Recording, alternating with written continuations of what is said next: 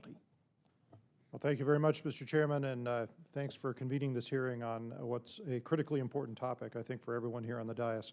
Mr. Corkwell, I'd like to start with you. I was very interested in your testimony about the new dielectric fluid for immersion cooling in AI that Lubrizol is developing.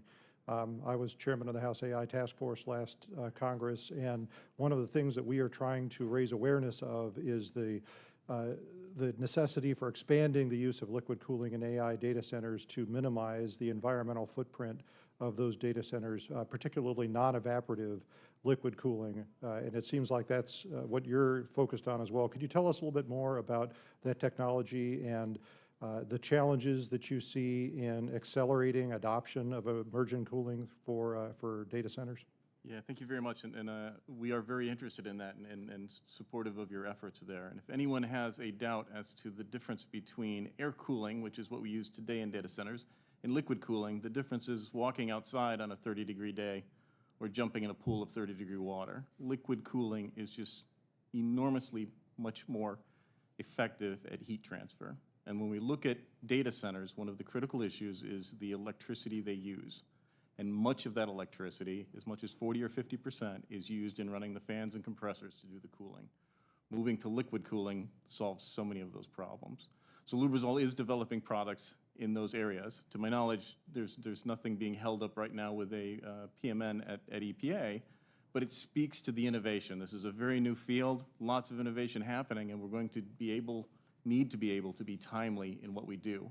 And we may have to have new chemistries coming forward with that, and we just need that predictable process so we can make those investments and keep that chemistry coming so that innovation happens here rather than elsewhere.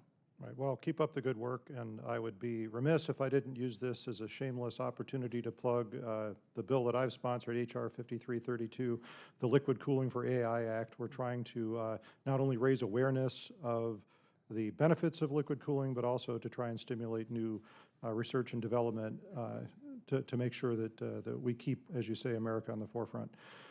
Dr. Myberg, I've been very interested in your testimony.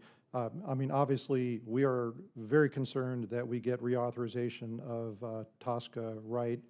And I think we can all agree that we want to get the EPA's scientific research and development processes right. And that means striking this critically important balance between, on the one hand, providing the environmental protection that TSCA was intended to, but on the other hand, minimizing the bureaucratic delay for the approval of chemicals that are actually safer and that might, if those delays happen here, push that innovation overseas. Can you talk about how we balance these priorities and what we need to do to get that reauthorization right?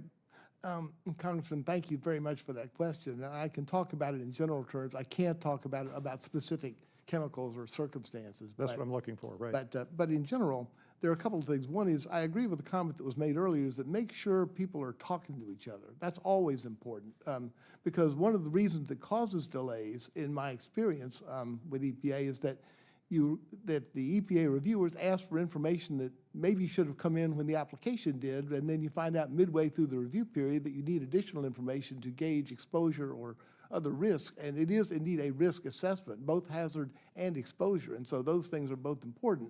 And if you don't have the information that you need to sort of make a recommendation with confidence, you're sort of stuck, and that's partly what goes on with some of the delays on this. And so an analysis, a really good analysis of the sources of the delays would be useful, I think, in crafting an appropriate remedy, because it varies from case to case.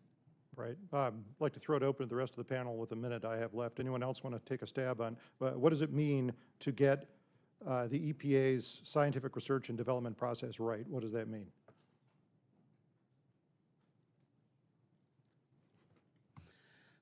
I will say, as a downstream user, again, of chemicals, we don't develop the chemicals, we're the users. We do look for what comes out of those reviews for things that go into like safety data sheets. So when we mentioned earlier personal protective equipment, for our users, things like that, we look to the science for what's the right way to utilize these new chemistries, these new formulations to protect our workers, to protect, our customers.